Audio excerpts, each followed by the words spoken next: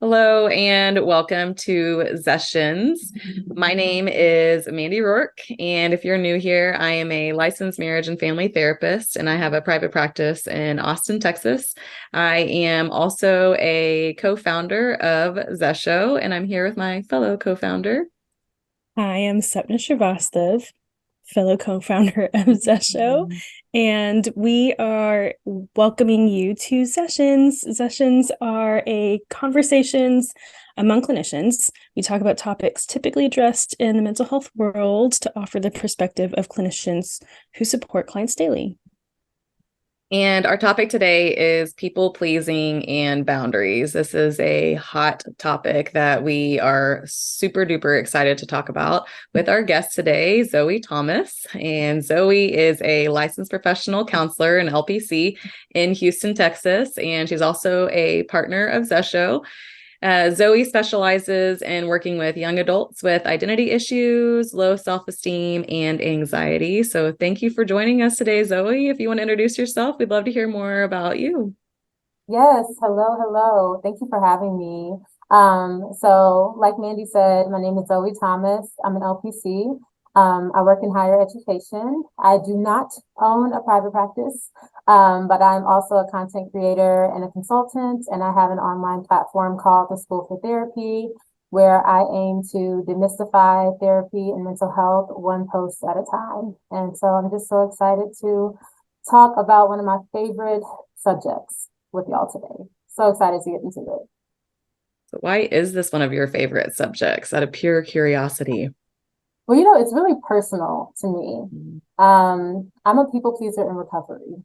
So for most of my life, I was very much just focused on everybody else's needs all the time, which, in some capacity, being considerate of others and caring for others is a good thing. But too much of anything, it's never good. And so I found that it really got in the way of my relationship to myself. It really put me in like situations and settings that just were not good at all.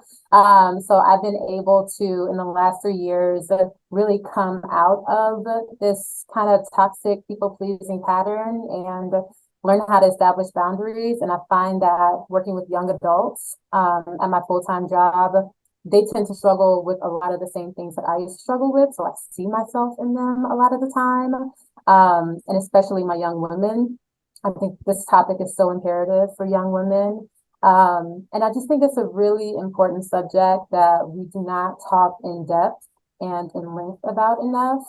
And we don't discuss the risks and the benefits of people pleasing and not people pleasing enough. And so I just kind of want to bring more light to the topic and have people know, like, this is what life could look like, if you are able to work through this, because I've lived it myself.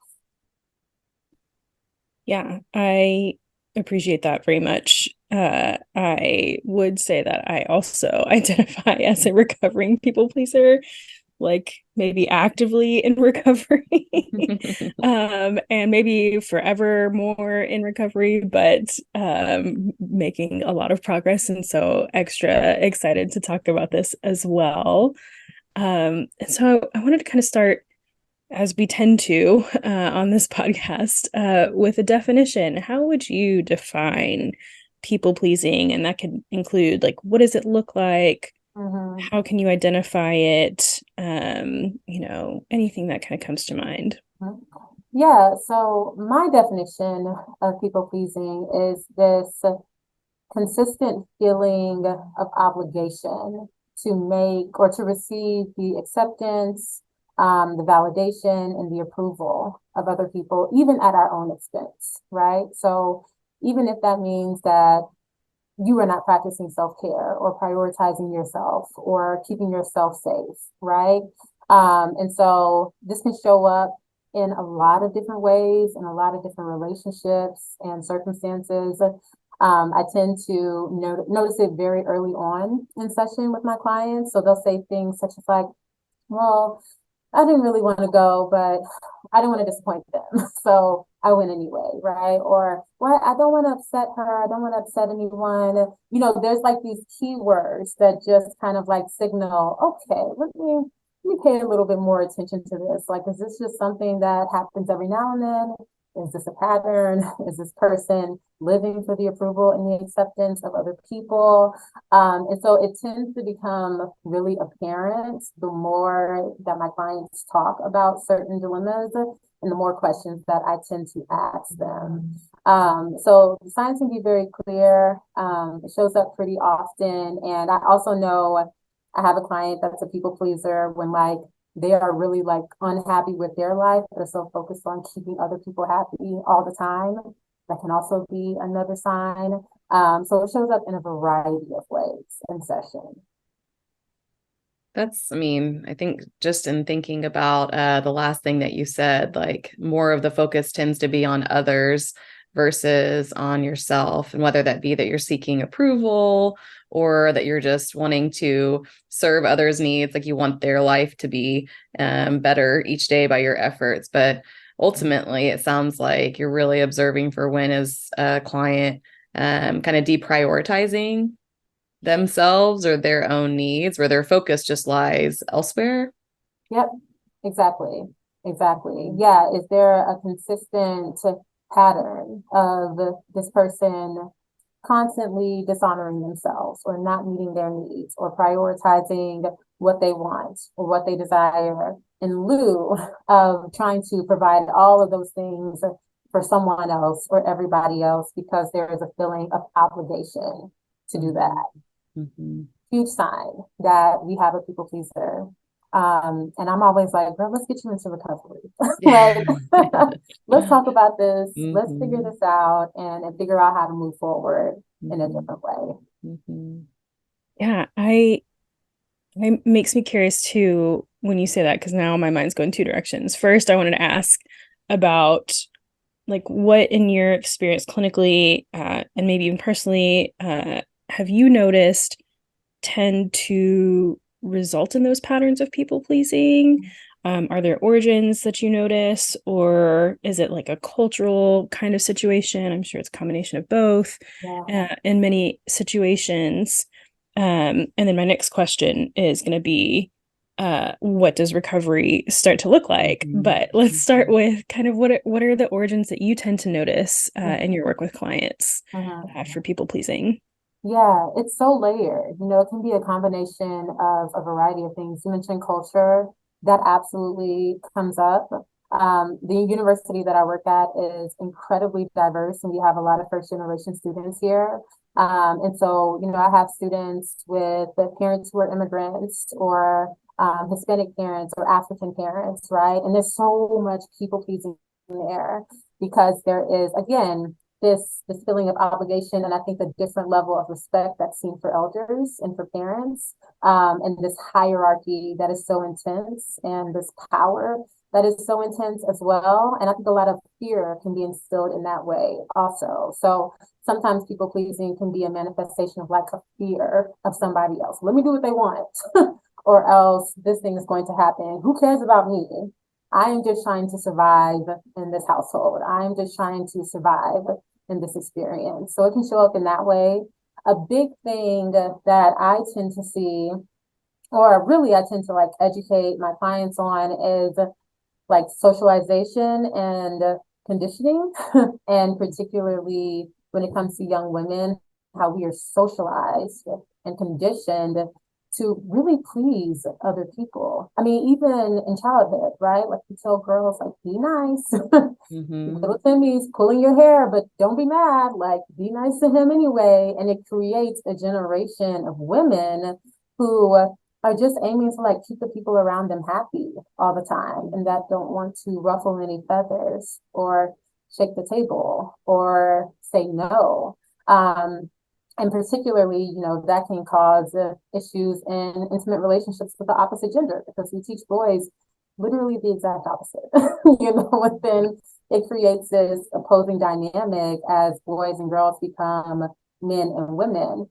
So I definitely educate my young women on like, hey, is there a chance that like this system, is there a chance that like patriarchy is playing away and how you feel you should show up in your relationships to other people, right?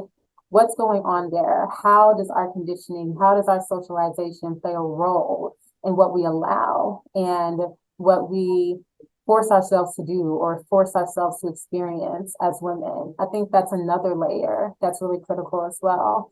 And also experiences in childhood can play a role also. It makes me think of attachment theory. Mm-hmm. So as an example, if there's a child who has a parent that is very emotionally dependent or reliant on them.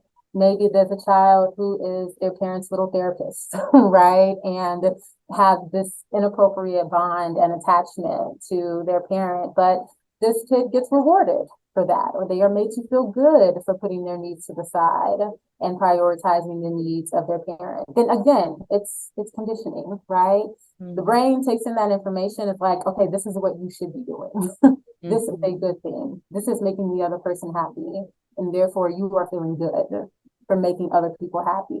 But what's missing is, where's your relationship to yourself? Do you know how to regulate your own emotions? Do you know how to process your own emotions? Are you safe with yourself, right? So there's always this missing link when we are consumed with trying to please others, whether that is because of childhood experiences or patriarchy or culture, right? Or fear, whatever the reasons may be. So I think there can be a variety of causes. And of course that, can fluctuate depending on who you're seeing. It could also be a combination of multiple things. But those are the three things that I see tend to come up most often when I'm talking to my clients about this topic. Mm-hmm. Well, what you're saying here is really profound, because we're talking about like identity development, right? Where if from an early age I had this continued feedback to further confirm my worth, as a kid, you only get so much feedback, right? And so it's like, oh, you did good, you did what we asked you to do, and even if there was discomfort, there's this internal battle of like, I'm doing something for this other person, but yet I feel like I did the right thing. So then that makes me feel like, okay, like I am a good person. And so it's like your self-worth becomes wrapped up into the reactions or the responses from others from potentially a very young age. Like you've listed off so many other reasons why that can also be impacted, right? And so I think it's, as you're talking, or as I'm thinking about you working with your clients too, it's like, on the surface, it's like a people-pleasing behavior. But I imagine as you start having these conversations, there's a lot of like, let's go below the surface and really understand, like, how did you learn about your own self-worth as a person? And what messages did you receive around that? And how do you now, as maybe a young adult, your population that you primarily work with, how do you start rewriting that a little bit so that you can find your worth within? But part of what you're saying too is like, have they ever even had the privilege of being able to ask themselves that question of what are my needs? And what would it feel like for me to feel good on my own, aside from anyone else telling me if I'm like good or bad or somewhere in between? Yes, no, that's so true. I've had so many clients who, when I posed to them the question, like, well, what is it that you need, right? Like in this moment, from yourself, from other people, from life, whatever the case may be. And for my clients that have this chronic people pleasing going on, they are really stumped. They're like, I have no idea. So it really is a process of like helping them redefine themselves. You brought up a really good point around the self-worth piece in childhood and that affirmation and validation, having kids believe like, okay, well, I'm a good person if I do this, right? I'm a good person if I am constantly of service to others and neglecting myself. And then you can become an adult and feel bad, right? For like the idea of saying no, feeling bad for declining a request or declining an invite or, not picking up the phone or not texting back immediately. So it really is this process of like redefining your worth, redefining the self, really finding out like, who are you actually outside of this, right? There is a completely different side of your identity outside of like pleasing people. There's something else there. So what does that actually look like as well? And it is a real journey. My clients are never prepared. You know, once we get to the part where it's like, oh, we gotta break all of this down and kind of rebuild from the bottom up. You know, they think they're coming to therapy to just figure out these surface level situations and to talk through them. And I'm like, oh girl, we gotta restructure everything. Everything. And they're always like, oh my God, I did not know I was gonna be doing all of this. And I was like, yeah, this is what we do here. So really good point. That's exactly Yeah. what it is. Yeah. I love that. And I feel like that relates a lot to kind of my second question from way before of what does the beginning process of recovery looks like? But I also want to back up a little bit more before diving a little bit deeper into that, if we can, of acknowledging more of like the functionality of people pleasing. Because you both touched on it already of kind of like that process of self-worth. But I also, given kind of the influences of culture and patriarchy, wanted to acknowledge like there's often trauma responses that result in like a fawn response. Like people are maybe a little more familiar with like fight, flight, freeze responses, and maybe not so much about a fawn response, which essentially is like I know it as very intense people pleasing and coming from a place of like maintaining your own safety. And especially for women and in the context of dealing with men, often needing to feel like they need to make themselves smaller or, you know, cater to another person for the sake of their own safety. Maybe sometimes not even in the context of men, kind of like y'all discussed too, like dealing with your elders. And so I just wanted to acknowledge that as well, because it is there for a reason. It develops for a reason. It's not a flaw necessarily. Again, I'm not projecting. I might be projecting. No, But I completely agree. I completely agree. no, I was just gonna say it. I think it also it all develops for a reason. It's understanding that reason so that we can begin that process of understanding who we are outside of that. Is it useful to us? Or are there things about ourselves that we deserve to know more about and lean into outside of that? Yeah, absolutely. We don't just wake up one day and we're people pleasers, right? Like it is a process that tends to happen over time. And you're so right about the fawn response. That actually reminds me of myself in my people pleaser days, particularly with my father, whom I no longer have a relationship with, but was very much scared of for the majority of my life, but would still be what I felt like forced to like speak to him and spend time with him and, you know, say that I love him. And that fawn response would absolutely show up because it's like, I have to please this man and make myself small and walk on eggshells around him so that I can keep myself safe. Um, and so it can absolutely be, you know, the way we survive sometimes or feel like we need to survive in the moment. And I do a lot of work, especially in the initial like 4 to 5 sessions with new clients, trying to understand the why before we jump to how, right? So let's understand why this is occurring in the first place. And once we get there, we can work together to figure out, okay, how do we address this, right? What needs to change? How do we need to retrain your brain? What relationships dynamics need to change, right? How do you need to change? What do you need to work on in your own time? So yeah, addressing that why and kind of getting down to the meat and potatoes, what I always tell my clients. Let's get down to the meat and potatoes first.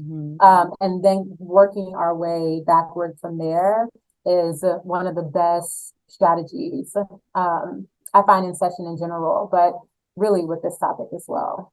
Well, and I think that it sounds like part of this is recognizing that this is something that could have been inherited a little bit, something that maybe you didn't necessarily choose, but now it's like this survival skill and there's an attachment to that. This keeps me safe and not even just like a feeling of safety, but like legitimate safety. And I think as you're just describing this process, it feels like part of that's also like within the relationships that you're describing of like, how do we ensure that you have safety in your relationship so that you can start to do this work? So it's like kind of the reconfiguring of what surrounds. And I imagine that that's a lot of work in itself too, of like kind of having those eye-opening experiences of like, oh my gosh, like, you know, I've been in this, friendship, for instance, for so long that like I might not actually have this friendship if I don't put their needs before I put my own. And that feels, I mean, that's grief, that's loss, that's sadness too. So if I let go of some of these things that have felt so safe to me, I also could be met with like loss and big changes. And, you know, that's a lot of the fear that you're kind of alluding to earlier too, right? Yeah, no, absolutely. And sometimes that loss is part of the journey. And oftentimes when you are going on a journey to recover from people pleasing, it's sometimes inevitable to lose people because you create this reputation for yourself that anything goes, right? There are no boundaries, there are no lines. You know, you're down for whatever. This person is always going to say yes. They're always going to pick up the phone. They're always going to be there. And if that has been your reputation for a lifetime, then the people in your life are also used to that as well. So any change in that dynamic can feel like a rejection. People can take it really personally. It's not that that's always going to happen, but it tends to happen very often. And so for that reason, yeah, sometimes relationships will be lost. But I tell my clients, you know, especially if you have a reasonable like reason for setting a boundary or saying no to something, and this person in your life, you know, has backlash against that or doesn't want you to prioritize yourself, doesn't want you to take care of yourself, doesn't want you to look out for yourself, is that a relationship that you want in the long term?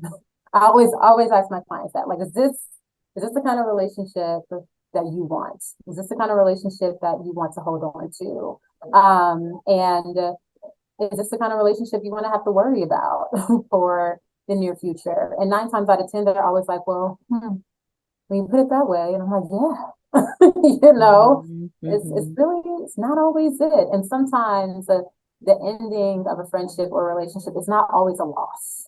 You know, I think that's something else to take into consideration as well. Just because people leave our lives, it doesn't mean that we are always taking a real loss in our own lives.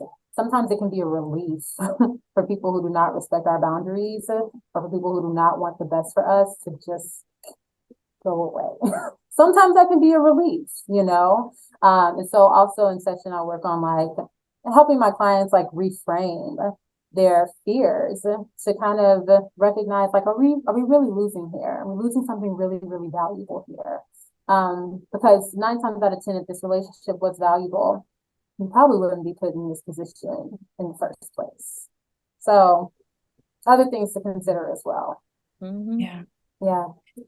Yeah, absolutely. I feel like there's that almost like a faux sense of belonging that tends to happen of I feel like I belong with this person. I feel like I'm accepted by this person. And then therefore that validates me. I'm of value to them. I'm of value in this relationship.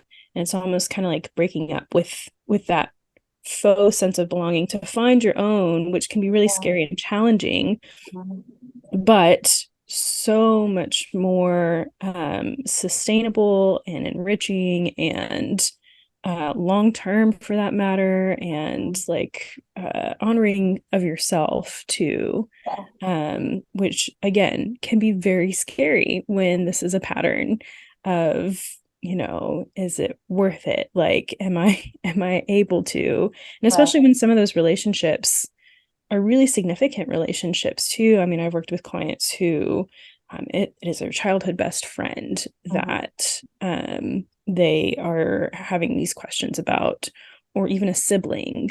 And it can be really challenging to figure out like, hey, is there a way that we can kind of restructure this relationship and this dynamic so that I can still respect myself and they can learn that I'm setting boundaries for me now, and that's going to be our dynamic. And if that's not the case, if they're consistently not able to respect that, is it a loss? I mean, to a degree, it is. But what are we gaining in return? Right. Exactly. Yeah. Yep. There was one thing when you were just saying that really fast that it's in this book called Dance with Anger by Harriet Lerner, and it's called The Change Back Behavior, where when, you know, and we're about to jump into boundaries here in a few, so this will kind of maybe actually be a good segue.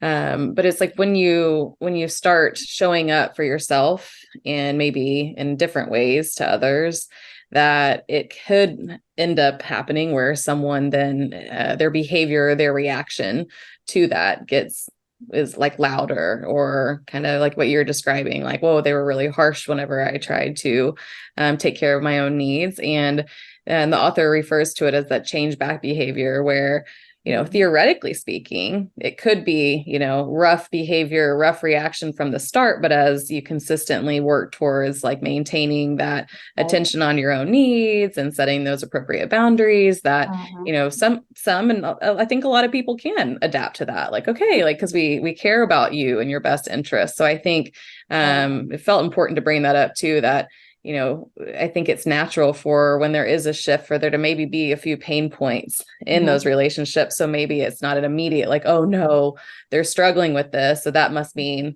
that they don't care about me at all. It could mean that that's part of them adjusting. And if you almost prepare for that change back behavior, like, okay, like, I understand this is an adjustment for them. I may not like how that reaction is. It may be very uncomfortable for me, but at least it's something that we can kind of gauge. Are we able to adapt to the changing needs of individuals within the relationship? And I think that's a big part of the process. Absolutely. It's almost like when you go from being a people pleaser to, you know, introducing boundaries and limitations in your relationships, you're almost reintroducing yourself, right? So in a way, other people are kind of getting to know you all over again. And that absolutely is an adjustment. And it can also be the case that people who are met with boundaries by someone else, but doesn't have boundaries for themselves, can be a little like taken aback when someone else sets boundaries with them. And so there's definitely an adjustment period there, but it's also possible to inspire other people with the boundaries that you set. My mom tells me all the time that I have inspired her so much. She's learned so much from me throughout my journey with setting boundaries, and it's inspired her to do it in her own life. When I started it, she didn't really like it that much. You know what I'm saying? When I was like, I don't want that man in my wedding, she didn't like it that much. But now we're at a place where she's like, you know what? I get it. And now I'm doing this for myself as well. So that transition period, it can be rocky, it can be sticky. And yeah, a rejection of your boundaries is not automatically a sign that this relationship doesn't have value and it needs to be discarded. You get there much, much later with more signs. But it can just be a sign that, like, oh, this person is not used to you doing this. Maybe they're not used to doing it for themselves. And everybody is learning right now. And it's a transition. Absolutely. And so I love that segue into setting boundaries. And so what does boundaries mean to you? I feel like there's so many, that can be such a hot topic out there, especially in like the social media land. And so curious of like what definition you tend to utilize. Yeah, so for me, boundaries are like these metaphorical lines we draw in the sand to preserve ourselves and protect ourselves and our well-being. So, you know, I think a lot of people say, especially online, that like true love has no conditions, like it's very like romanticized version of relationships and friendships. And I mean, I would argue the contrary. I think that healthy relationships of any sort have conditions. You know, they have limitations. There have to be boundaries and lines drawn in the sand to protect everybody involved, right? And so boundaries are really meant to communicate, like, okay, here's what I'm willing to do. Here's what I'm not willing to do. Here's what I will accept. Here's what I will not accept. And if, you know, if my boundaries cannot be respected, if they can't be acknowledged, here's what I'm going to do as a result. And I think that that's really the piece of the definition of boundaries we have to pay attention to. People assume that boundaries are something that other people are supposed to do for you, right? People assume that if I set a boundary, you know, that I don't want you to talk to me that way, then you should stop talking to me that way. And instead, it's like, okay, if you don't like the way someone is talking to you, your boundary is, I'm not going to allow you to talk to me in this way. So if you do, I'm going to hang up the phone, right? Or I'm going to get up and end the conversation. I'm not going to allow myself to be subjected to this experience and this behavior because it hurts me. But we don't set boundaries to change people. Like that's not what we're doing here. We don't set boundaries to get people to do what we want them to do. We set boundaries to put the ball in our court and say, okay, well, I can't control other people's behaviors. I can communicate. I can state my boundary and say like, hey, ouch, this hurts. I'd like for you to no longer do that. But ultimately, I can't control whether or not they stop or whether or not they change their behavior. So instead, I'm going to put the onus on me to figure out what I'm going to do if the worst case scenario happens. So it is a responsibility that we place on ourselves to protect ourselves. When we set boundaries, we are not asking people to do the right thing. We can hope they will, but we can't always depend on other people to do the right thing, right? And instead saying, I don't know what they're going to do, but here's what I'm going to do, regardless. So that's kind of how I like to define boundaries in a nutshell. It's much more layered than that, but in a nutshell, that's what it is. Like boundaries are there to protect us, really, and to protect relationships too. Because one thing I work with a lot of couples I've experienced is that when there is an absence of boundaries and an excess of people pleasing, then there can be a situation where there's a lot of resentment that takes place. And so then over compounding years of resentment for sacrificing your own needs or not having those clear boundaries in place, the relationship could suffer or, dissolve altogether. And so, as we're thinking about the function of like, why are we doing the things that we do, whether that be people pleasing being maybe some of that survival skill, I think there's interesting that there's the theme of protection. And this is a way that you can, through your work, decide like, what are my needs so that I can figure out kind of those protective, parameters around me. And I think I see them going hand in hand in that respect of like, they both share really in trying to protect us or our relationships, Absolutely. Yeah. Boundaries isn't even just about, of course, it's about protecting yourself, but like, yeah, making your relationships more sustainable. That's something that I also talk to my clients about who are hesitant about setting boundaries. And I often ask, okay, well, if you do nothing else, right? Where is this friendship going to end up in 2 years, right? Sounds like you're probably going to be really resentful of this person, right? Or y'all already have a really unhealthy dynamic going on. If nothing changes, it can exacerbate, and it's simply not sustainable in the long run.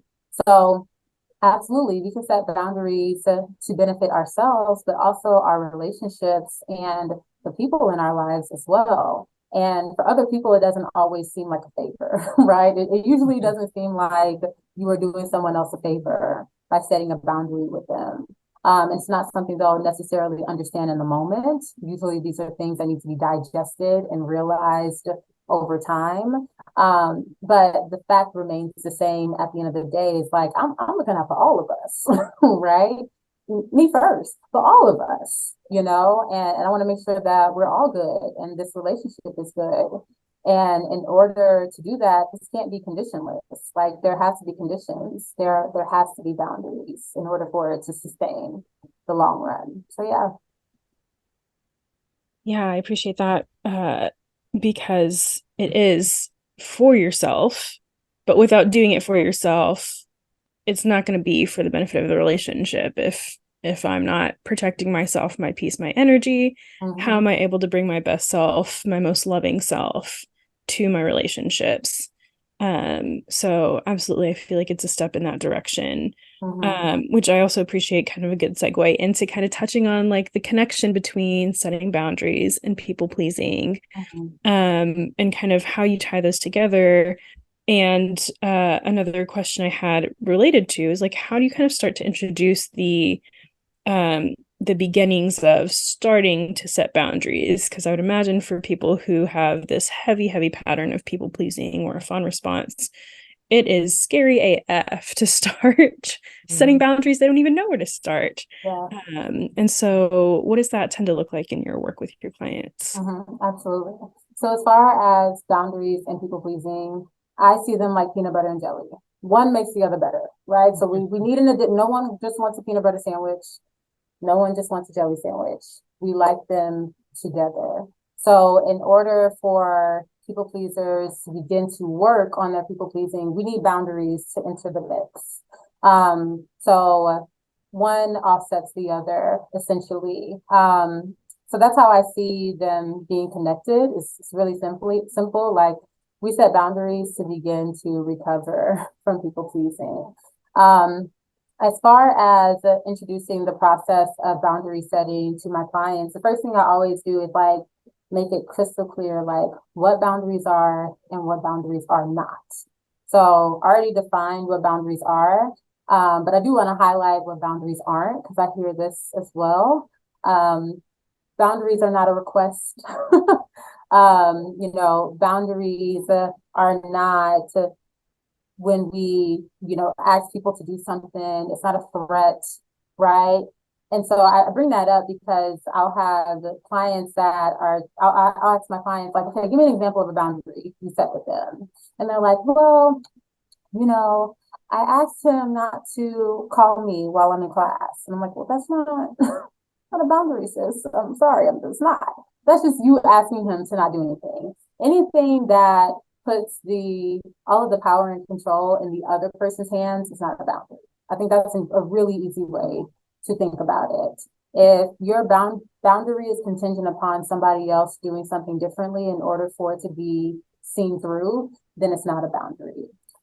So I always make that clear first so that we understand what boundaries are.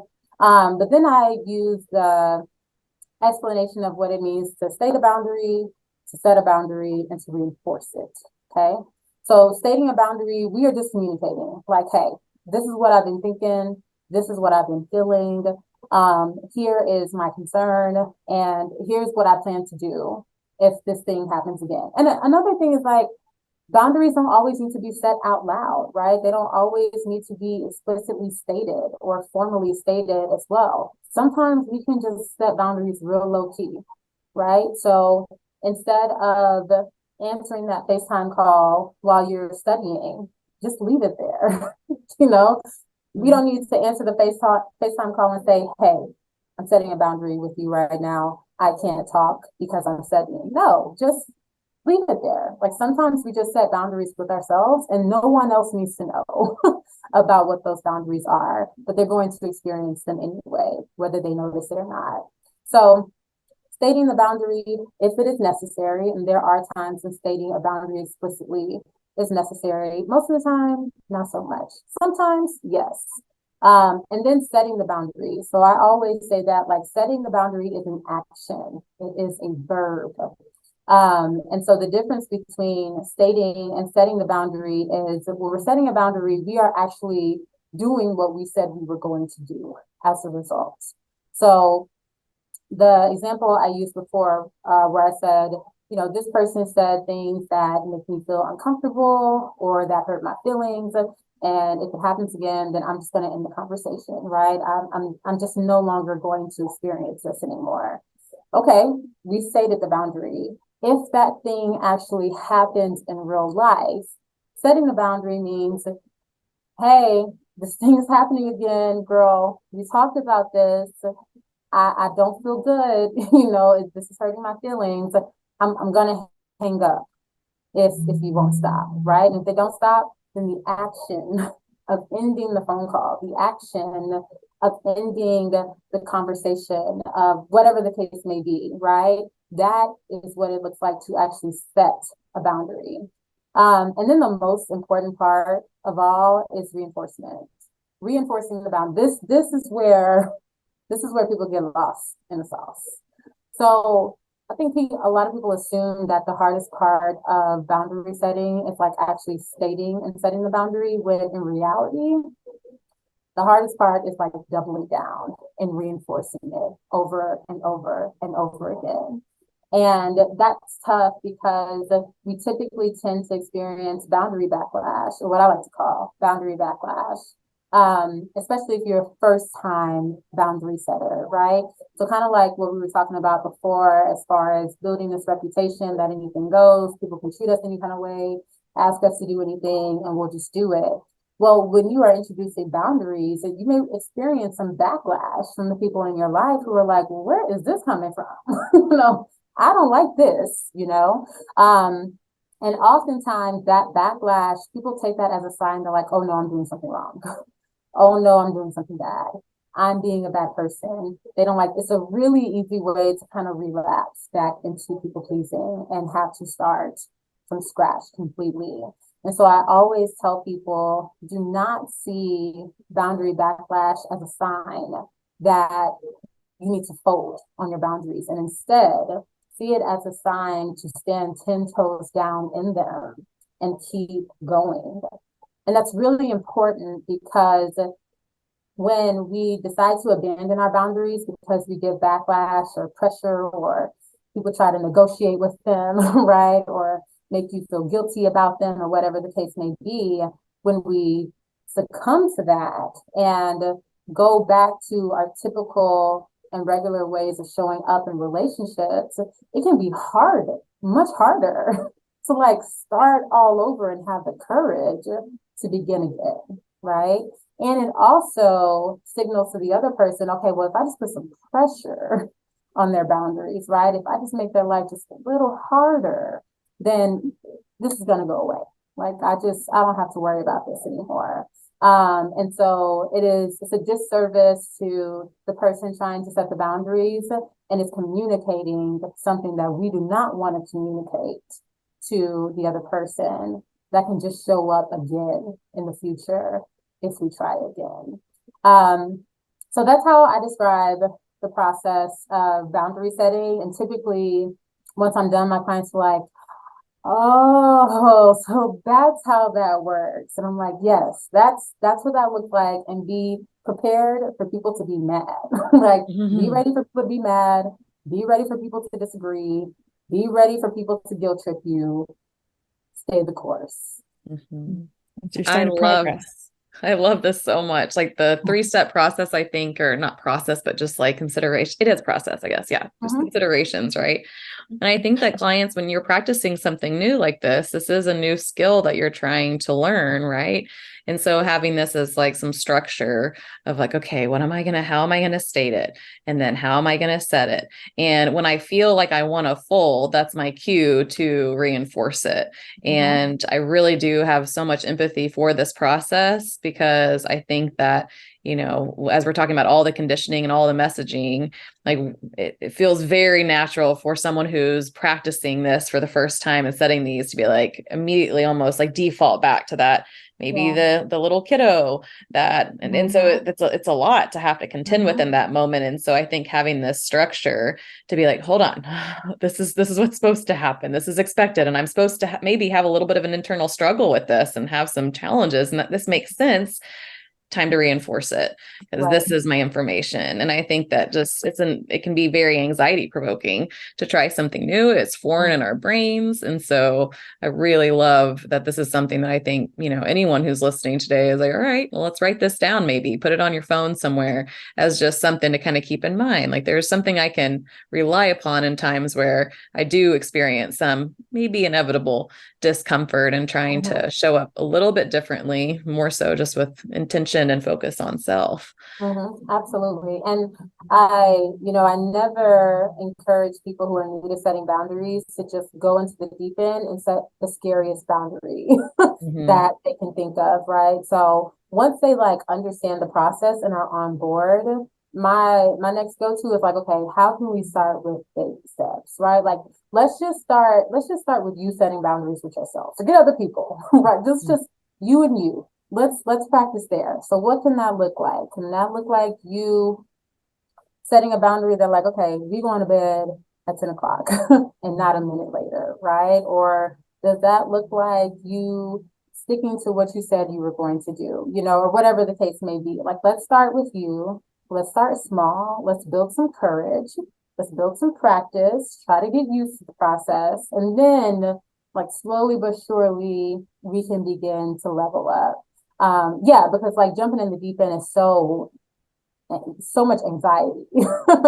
And I never want to like toss my clients into this body of water with no floaty, like let's paddle, let's do a little doggy paddle first, before we get to the big stuff. Yeah. Go through the process of swim lessons. And I've discussed that with clients too, of like even just given a little more gap between giving answers to people of like, let me get back to you on that, and just kind of practicing with yourself of, what would it sound like if I were to set a boundary here? Even if I'm not ready to actually try and set it, what would it sound like?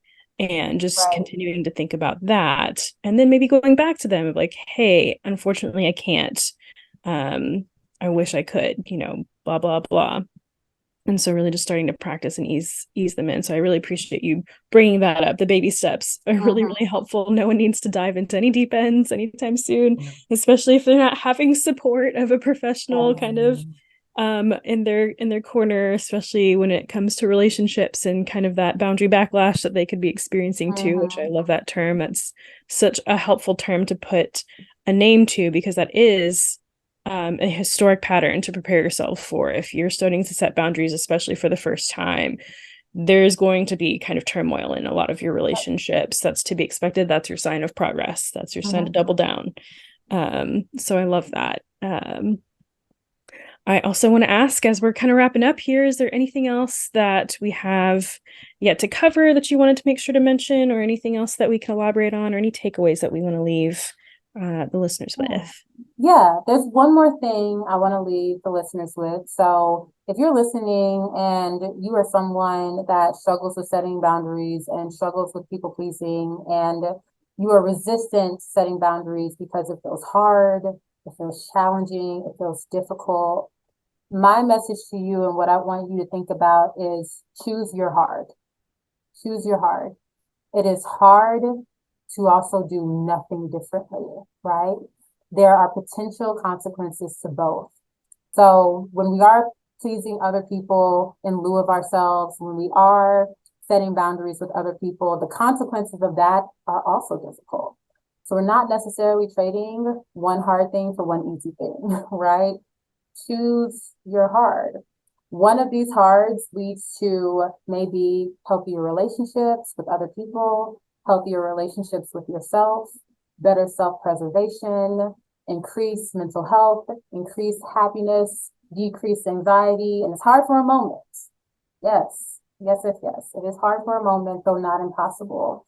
And the other hard just kind of keeps you in this box that you are in that is not serving you. So it's going to be okay. And you're going to thank me later. That's it. I love that. Choose your hard, because usually when you start opening up, the struggles here, you're going to recognize, like, do I want to keep in the status quo, as a lot of therapists will use that, of like things just being the same as they always have. But if I'm struggling, is it worth having a struggle that's going to at least take me out of this current one? It'll just be a little bit of work. And, as you're saying this has been a really helpful conversation for me. And I think people who maybe are in recovery of people pleasing, I think can still benefit from just thinking about this and processing, what does it look like currently? Because I think it could be an evolving process too, because individual needs change. And, just to have all these reminders to kind of keep up with, because I think it could be natural to, in times of low internal resources, of being tired or being stressed, that some of those boundaries may slip through the cracks. So thank you so much for joining us today, Zoe. And I know we have your website I was going to share with everybody, but it's Zoe Z D Thomas And then any other ways that you'd like I know you shared a little bit at the beginning, but if you want to share your details again for how people can find you, that'd be great. Yes, please follow me on Instagram and TikTok at the School for Therapy. Awesome. Sounds great. Thank you guys for having me. This is so much fun. Such a good conversation. Such a great conversation. Thanks so much for joining us. It's always such a treat for us.